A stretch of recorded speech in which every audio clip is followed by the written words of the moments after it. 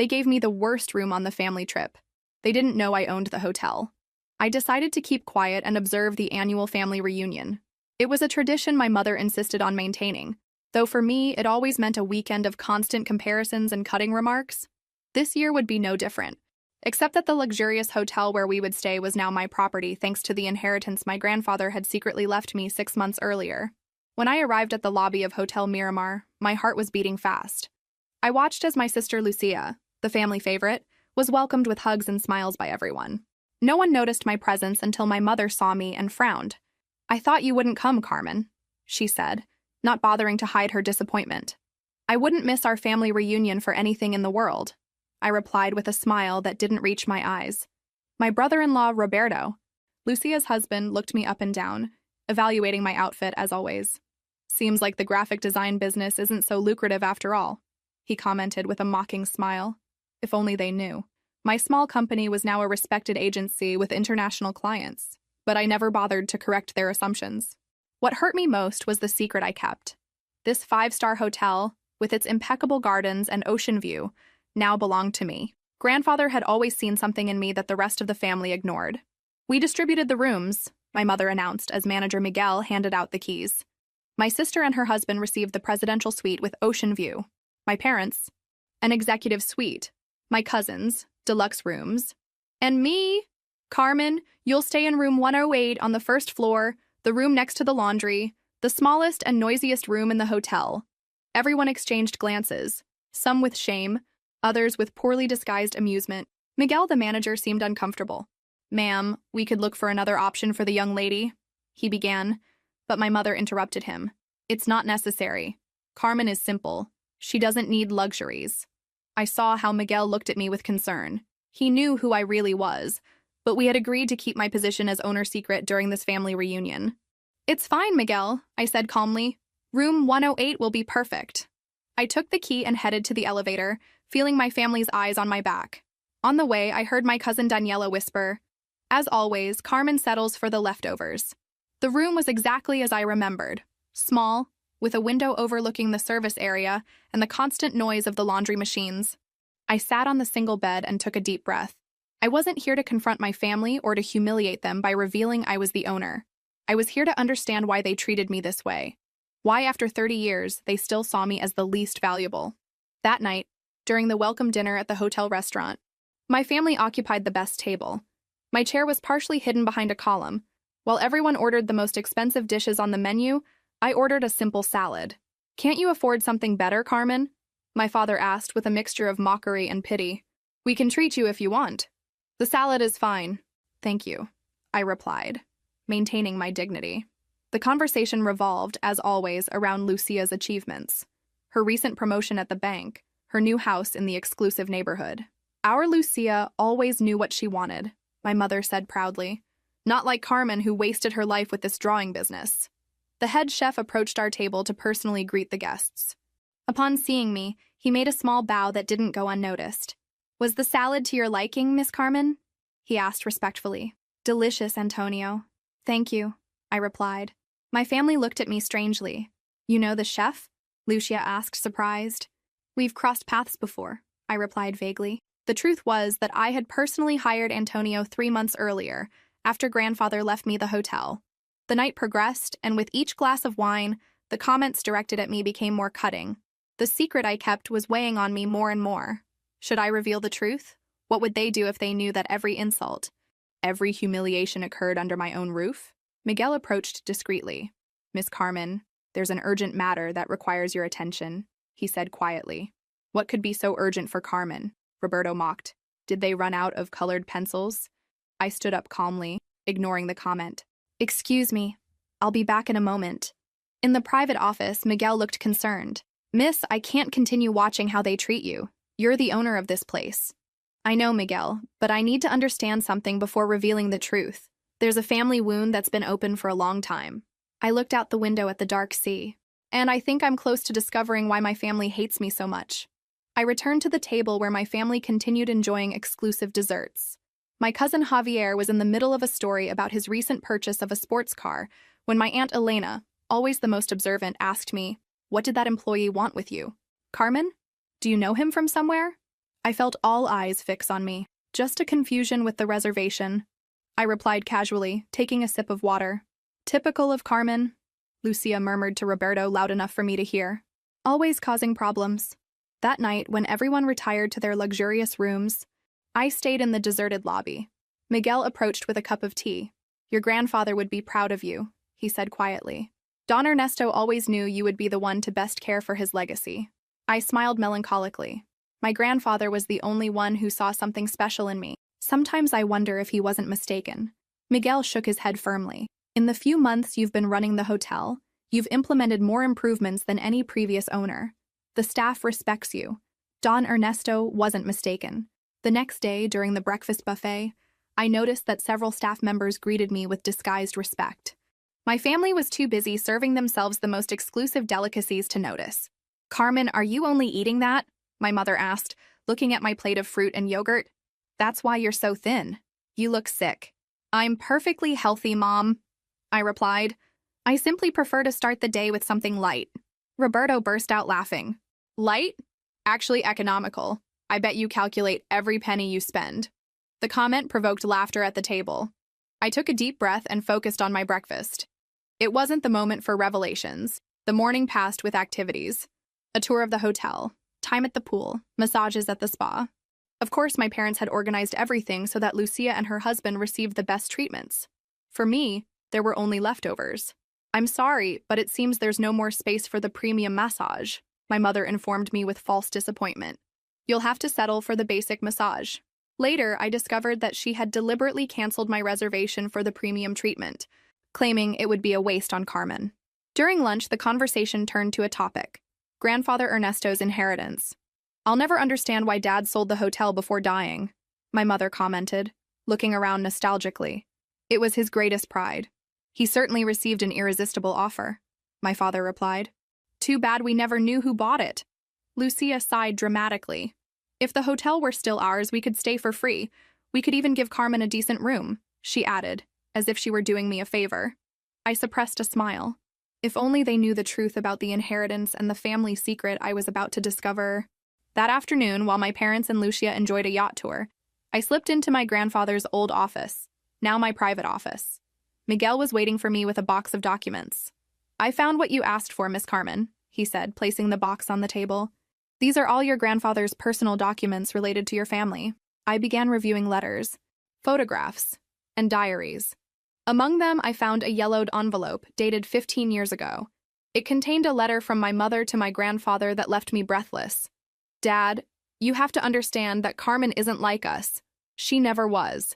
If you continue treating her as your favorite, you'll only hurt her. She doesn't have what it takes to succeed in this family. Lucia is the one who should inherit the hotel someday. My hands were shaking. I continued reading similar correspondence over the years. Letters where my own mother tried to convince grandfather that I didn't deserve his attention or his inheritance. Letters where she described my supposed failures and weaknesses. A handwritten note from my grandfather, never sent, responded, Isabel, it saddens me to see how you treat your own daughter. Carmen has a spirit and intelligence that you can't even see. Someday, all of you will realize the mistake you've made. The discovery hit me like a cold wave. It wasn't just envy or family rivalry. My own mother had systematically orchestrated my marginalization within the family. Are you all right, miss? Miguel asked, concerned about my silence. No, I replied honestly, but I will be. I continued reading and discovered something even more disturbing. My father and Roberto had tried to manipulate grandfather into selling them the hotel at a reduced price shortly before his death. Their plan had failed when grandfather, suspicious of their intentions, decided to secretly leave it to me. A knock on the door interrupted my investigation. It was Daniela, my cousin. Carmen, what are you doing here? This area is only for authorized people, she said, looking curiously at the documents scattered on the table. Miguel intervened quickly. The young lady was looking for information about the hotel's activities. Miss Daniela? Daniela didn't seem convinced. Her eyes narrowed, examining the office. Isn't it strange that they let you into the private office? They wouldn't even let us take a look. Maybe I'm not as insignificant as everyone thinks, I replied, holding her gaze. Something changed in her expression. For the first time, I saw a glimmer of doubt in her eyes. You were always grandfather's favorite, she said slowly. We all knew it, though no one would admit it. When Daniela left, I knew my secret wouldn't last much longer. The family would start to suspect, and I would have to make a decision: continue enduring humiliations or reveal that I, the despised Carmen, was now the owner of the empire they all coveted. That night, during the formal dinner, the storm that had been brewing since my arrival came, and with it, the opportunity for revenge I never knew I wanted. The gala dinner was the central event of our family reunion. The hotel's main hall had been decorated with fresh flowers, candles, fine crystals, and linen tablecloths. I arrived deliberately late, wearing a simple but elegant black dress that I had designed myself. "Finally you appear," my mother said irritably. "We were about to order without you." I took my place at the spot they had assigned me, again the least favorable at the table. Roberto was already half drunk, bragging about his recent real estate investments. "I bought 3 properties on the coast last month," he boasted. "If I play my cards right, I could even buy a hotel like this someday." Lucia smiled proudly.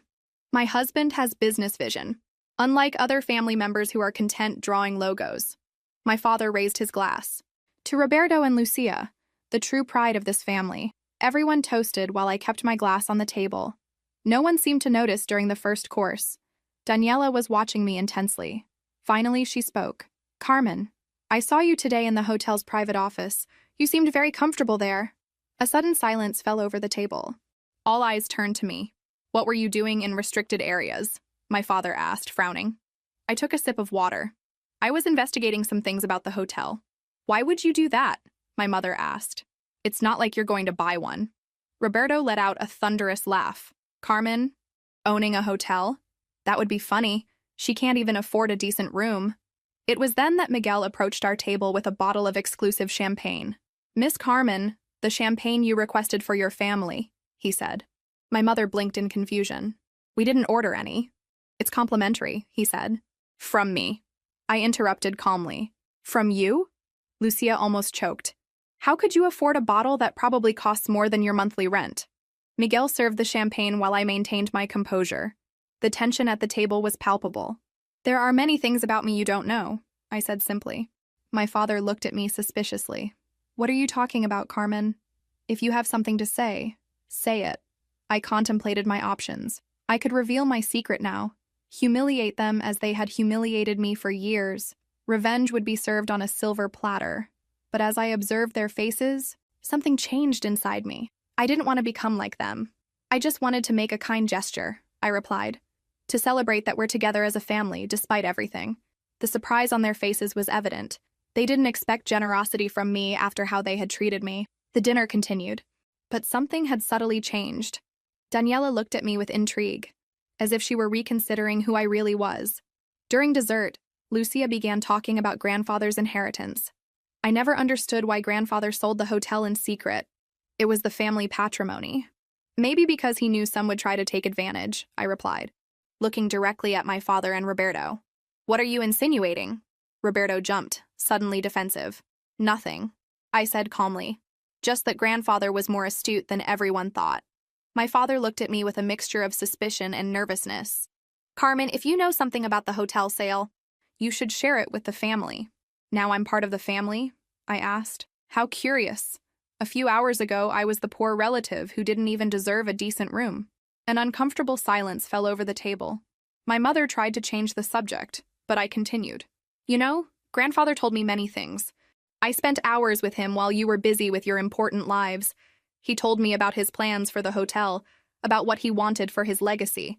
"And what did he say?" Lucia asked, unable to hide her curiosity. "He told me that a family business is like a mirror. It reflects the values of those who run it." I made a significant pause.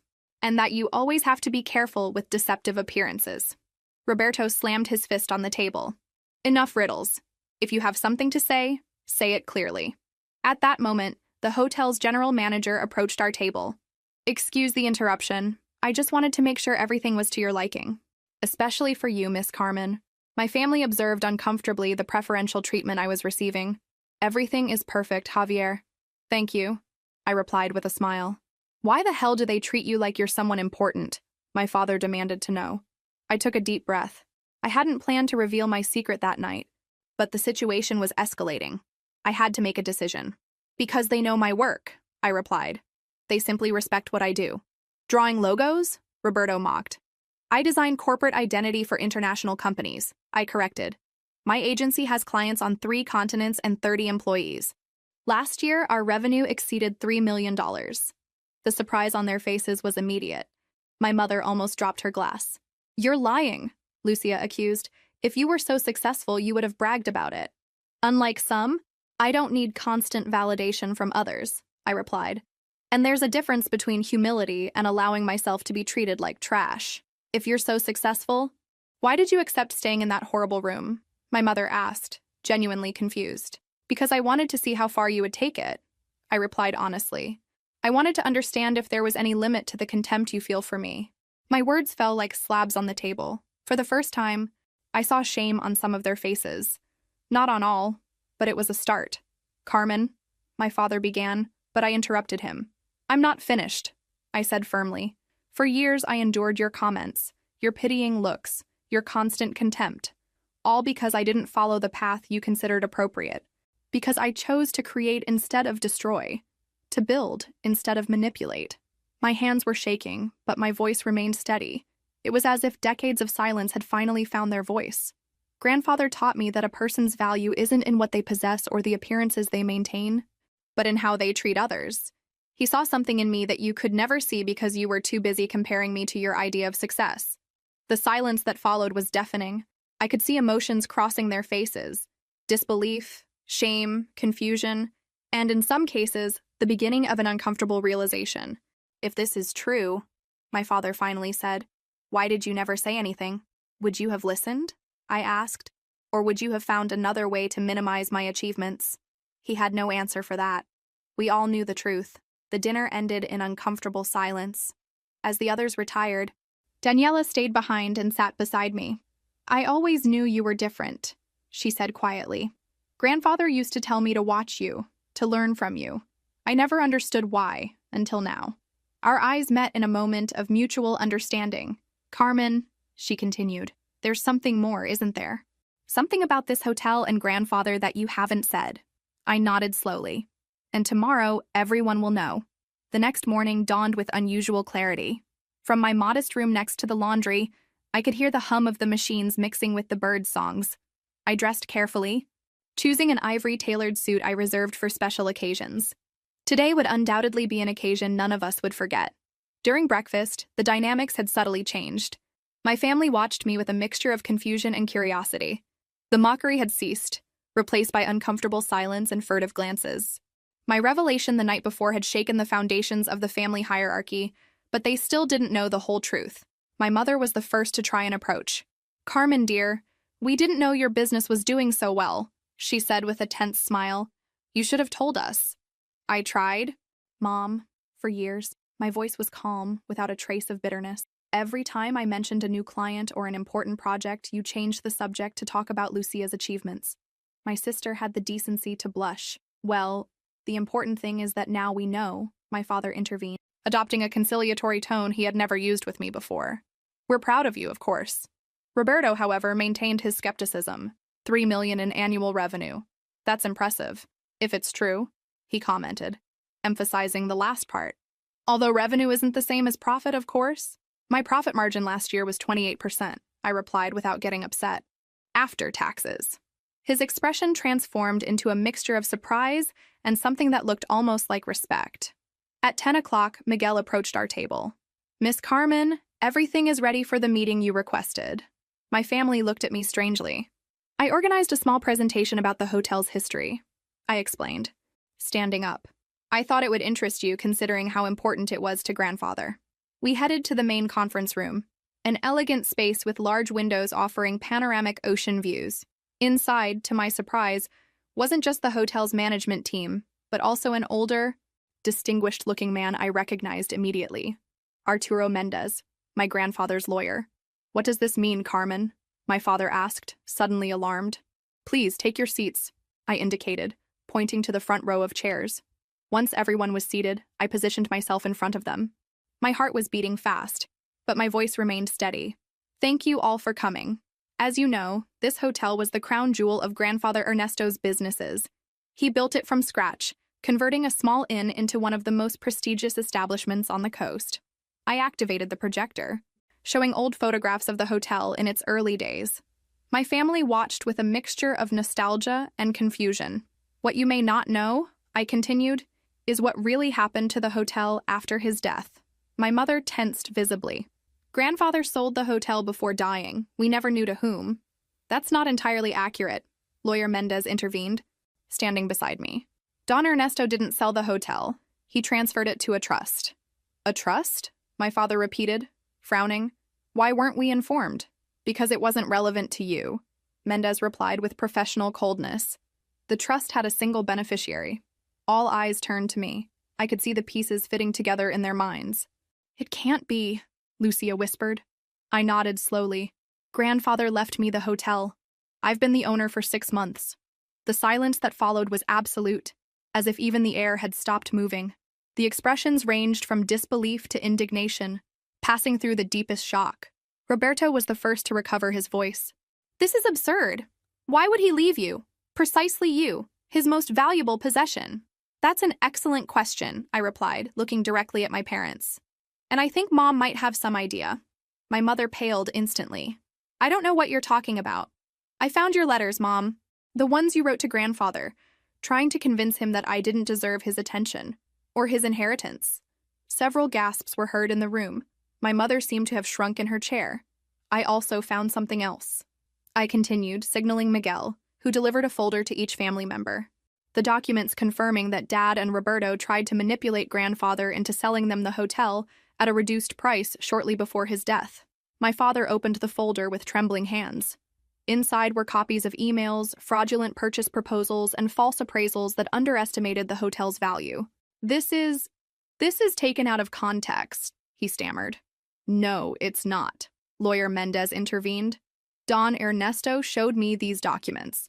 That's when he decided to modify his will and leave the hotel in trust to Carmen, the only person he truly trusted to preserve his legacy. Roberto stood up abruptly, his face red with anger. This is a conspiracy. You certainly manipulated the old man or the lawyer. You don't have what it takes to run a business like this. The results suggest otherwise, I replied calmly. In the 6 months since I took control, the hotel's revenue has increased 18%. Customer satisfaction has improved, and we've been nominated for 2 Hospitality Excellence Awards. Miguel nodded in confirmation. The management team present showed expressions of pride and respect. My mother seemed genuinely confused. If you're the owner, why did you accept staying in that horrible room? Why did you allow us to treat you like that? It was the question I'd been waiting for. Because I needed to understand, I replied, feeling emotion finally break my voice. I needed to comprehend if you really saw me as worthless, or if there was some deeper reason for your contempt. The tears threatened to flow, but I stayed strong. And what I discovered was even more painful than I imagined. It's not that you believed I had no value, it's that you feared what would happen if others saw my value, especially Grandfather. My mother lowered her gaze, unable to sustain mine. The letters show clearly, Mom. You couldn't stand that Grandfather loved me. You couldn't accept that he saw something special in me. Why? What did I do to deserve this? The silence that followed was broken by a muffled sob. It was my mother who seemed to have collapsed under the weight of decades of secrets. You were just like him, she finally murmured. You had the same look, the same way of seeing the world. When you were little, he used to say you were his living image, that you had his entrepreneurial spirit. She paused, breathing shakily. And I was always a disappointment to him. I was never smart enough, ambitious enough. When you appeared, with your creativity and determination, I saw how his eyes lit up when talking to you, in a way they never did with me. The revelation fell like a bomb in the room. Decades of resentment, of maternal jealousy, of a competition I never knew we were having. So you decided to make sure I never shone, I concluded, feeling a mixture of understanding and pain. You convinced the whole family that I was less, that my dreams weren't worth it. My mother didn't deny it. She couldn't. And you? I addressed my father. You saw a business opportunity. If I stayed marginalized from the family, I wouldn't be a threat to your plans with the hotel. My father seemed to have aged 10 years in the last few minutes. Lucia, meanwhile, remained silent, apparently processing everything she had just discovered about our family dynamics. It was then that I made the most important decision of all. Despite everything, I said finally, breaking the dense silence that had fallen over the room, I'm still part of this family. My words seemed to float in the air, unexpected and disconcerting for everyone present. We're not here for a settling of accounts, I continued. I could have humiliated you from the beginning, expelled you from the hotel, or treated you as you treated me, but that would only perpetuate the cycle of resentment that has poisoned this family for too long. My mother looked at me with red eyes, a mixture of shame and amazement on her face. When grandfather left me this hotel, I didn't completely understand why he did it. Now I know. It wasn't just about the business. It was about giving us a chance to heal. I walked to the large window that dominated the room, contemplating the sea that stretched before us. The same sea my grandfather contemplated every morning from his office. Grandfather left something else in the trust, I announced, turning to them. A letter that should be delivered to the family 6 months after I took possession of the hotel. That is, today. Lawyer Mendez nodded and took an envelope from his briefcase. He handed it to me solemnly. This is Don Ernesto's last wish, beyond the legal aspects, Mendez explained. He specifically requested that it be read in the presence of the entire family. My hands trembled slightly as I opened the envelope. I extracted the pages written in my grandfather's unmistakable handwriting and began reading aloud. Dear family, if you are hearing these words, it means Carmen has assumed her role as owner of Hotel Miramar, and the time has come for you to know my true reasons. This hotel represents my legacy, but a legacy is not just walls and business. A legacy is also the values we transmit to the generations that follow us. For years, I watched sadly as our family fragmented. I saw the contempt for Carmen, the person who, ironically, most resembles me in spirit and vision. Isabel, my dear daughter, always tried to prove her worth to me by competing with her own daughter. It wasn't necessary. I loved her for who she was, not for who she believed she should be to impress me. Roberto and Lucia built their lives on appearances and superficial ambitions. True success is not measured in properties or status, but in the integrity with which we live. I left the hotel to Carmen not only because I trust her ability to manage it, but because I trust her heart to heal our family's wounds. My last wish is that you use this revelation as an opportunity to reflect, to acknowledge past mistakes and build a future where mutual respect replaces contempt, where family love is stronger than individual ambitions. The hotel now legally belongs to Carmen, but spiritually belongs to all of you if you're willing to build a new family dynamic based on respect and acceptance. With eternal love, Ernesto. When I finished reading, several people in the room, including the hotel staff, had tears in their eyes. The silence that followed was charged with emotion, with realization, with truths denied for too long. My mother was the first to speak. All this time, she murmured. All this time competing with my own daughter, trying to prove something to a father who already loved me. She stood slowly, and to my surprise, approached me with a voice broken by emotion. Carmen, I don't know if you can ever forgive me. I was a terrible mother, blinded by my own insecurities. I saw in her eyes something I had never seen before, genuine recognition, vulnerability, and the beginning of deep regret. My father, meanwhile, seemed devastated. Your grandfather was right, he admitted almost to himself. I built my whole life trying to impress others, forgetting what really matters. Lucia remained seated, silent, with an indescribable expression. Finally, she stood and walked to me. I never understood why grandfather preferred you, she said slowly. Now I see. While I sought his approval, you sought his wisdom. While I wanted his money, you wanted his legacy. There was no hostility in her voice, just a sad acceptance. Roberto, however, didn't seem moved. He stood abruptly, his face red with indignation. And I suppose now we should feel guilty? That we should congratulate you for inheriting an empire you didn't build? He looked at Lucia, expecting her support, but she remained by my side. Roberto, I said calmly, the hotel is legally mine. That won't change, but what we do from here as a family depends on all of us. Lawyer Mendez cleared his throat discreetly. Actually, there's an additional codicil in the will that we haven't discussed yet. We all turned to him surprised. Don Ernesto established that, at Carmen's discretion, and solely at her discretion, she could assign minority stakes in the hotel to other family members, provided they demonstrated commitment to the values he defended. The revelation fell like a bomb. My family now looked at me with a mixture of hope and fear. I'm not seeking servility in exchange for shares, I clarified. What grandfather wanted was genuine reconciliation, not motivated by economic interest. What do you propose then? My father asked with a tone suggesting he was really willing to listen. I took a deep breath. This was the moment I'd been waiting for. the opportunity to transform pain into something constructive. I propose that we acknowledge the truth. We're a dysfunctional family that has caused real harm to its members. We can't erase the past, but we can decide how our future will be. I paused, looking each one in the eyes. The hotel will continue under my direction, but I'm willing to create a family council where everyone has a voice, not for operational decisions, but to ensure grandfather's legacy endures in philanthropic works, in community help, in the values he defended. And the shares? Roberto asked, still skeptical. They'll be earned over time, I replied firmly. Not with flattery to me, but with actions that demonstrate you truly understood grandfather's message.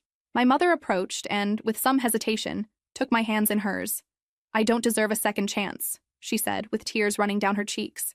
But if you're willing to give me one, I promise I'll do everything possible to be the mother I should have been from the beginning. I felt my own tears surfacing. Years of longing for the maternal love I never received manifested in that moment of shared vulnerability. That's all I ever wanted, Mom, I replied softly. My father joined us, followed by Lucia. Roberto remained distant, observing the scene with a mixture of confusion and resentment. I need time to process all this, he said finally, heading to the door. Take all the time you need, I replied. The door will be open when you're ready. After Roberto left, the atmosphere in the room changed. It was as if an invisible weight had been lifted, allowing us to breathe freely for the first time in decades. The hotel staff, who had witnessed the entire scene, seemed deeply moved. Miguel discreetly began indicating they should leave us alone for this family moment. When we were left with just us and Lawyer Mendez, Lucia spoke. What do we do now? How do we begin to repair so much damage? With honesty, I replied. Grandfather used to say that family wounds only heal when they're exposed to air. We've kept this resentment in darkness for too long. My father nodded slowly. You have his wisdom, Carmen. You always have. Mendez stood up, collecting his briefcase. My work here is finished. Don Ernesto would be proud of how you handled this, Carmen. As he headed to the door, he added, By the way, there's an additional box of your grandfather's personal documents in my office. He mentioned you would find special interest in his diaries from the years he built the hotel. After Mendez left, my family and I remained in the room enveloped in a silence that, for the first time, wasn't uncomfortable, but contemplative. I never asked you about your business, my mother said suddenly. 3 million in revenue, 30 employees. You must be very good at what you do. I smiled slightly. I am, and I'd love to show you my work someday. I'd like that, she replied with a sincerity I'd never heard in her voice before. Lucia, always practical, intervened. So, what happens with the rest of the family weekend? Do we continue with the planned activities? I reflected for a moment. I think so, but with some changes. To start, I'm going to move to the suite that corresponds to me as owner. And what do we do about Roberto? My father asked. We'll give him space, I replied. Some need more time than others to accept the truth. That night, as the staff transferred my belongings to the hotel's main suite, I felt a strange mixture of emotions. Victory, yes, but not the petty victory of revenge, but the deeper one of having broken a toxic cycle. From my suite's terrace, I contemplated the same sea my grandfather loved. The salty wind caressed my face, bringing with it the aroma of new possibilities. You were right, grandfather, I murmured to the wind. True power isn't in humiliating those who hurt us, but in giving them the opportunity to change. At that moment, I remembered the words my grandfather used to say. A hotel is like a family, Carmen. Each room is different. Each guest brings their own story. The secret is making everyone feel valued, not despite their differences, but because of them. For the first time in my life, I felt our family had the opportunity to become the kind of hotel my grandfather envisioned. A place where each person could find their space without losing the sense of belonging to the whole. The road would be long and probably difficult. Some wounds would take years to heal completely, if they ever healed at all. But we had taken the first step, perhaps the most important one. We had looked truth in the eyes and decided not to look away. Jakarta Epilogue. 1 year has passed since that revealing family reunion. Hotel Miramar thrives under my direction, with changes grandfather would have approved. A scholarship program for young people from the local community, rooms adapted for people with disabilities, and a firm commitment to sustainability. My relationship with my family has evolved in ways I never imagined possible. My mother and I have a weekly lunch meeting where we slowly rebuild our relationship. She no longer seeks to compete with me, but to truly know me. Sometimes when we talk about design or business, I see in her eyes a glimmer of true maternal pride. Lucia was the biggest surprise. After reflecting on her life and values, she decided to return to university to study social work. "I want to build something meaningful on my own merits," she told me. Her transformation has been profound and genuine. My father found an unexpected purpose in the hotel's community program, where he now coordinates activities for young entrepreneurs. He says that teaching them what he learned, including his mistakes, gives him a sense of purpose that money and status never provided. Roberto took 6 months to speak to me again. When he finally did, it was to ask me for a job opportunity. Not a free steak. He now runs the hotel's expansion department, where his ambition, properly channeled, is proving valuable. Room 108, where they housed me that first day, has been transformed into a small museum that tells the story of the hotel and its founder. At the end of the tour, visitors find grandfather's letter framed as a reminder that family businesses are, above all, about values and legacy. Every day, when I walk through the corridors of this hotel, which is both my inheritance and my responsibility, I feel grandfather's presence guiding me. I didn't choose to reveal my secret out of revenge, but for the possibility of healing it offered. And although the path hasn't been easy, the family we're building now is stronger and more authentic than the one we pretended to be. As the sign at the hotel entrance says, "We don't build walls, but bridges. We don't offer rooms, but homes." That's the true secret of Hotel Miramar, and the most valuable legacy my grandfather left me. There are stories that aren't just stories. They're mirrors of life. If this one moved you, help us continue telling others that also deserve to be heard. Become a member. Join us. Thank you very much and have an excellent day.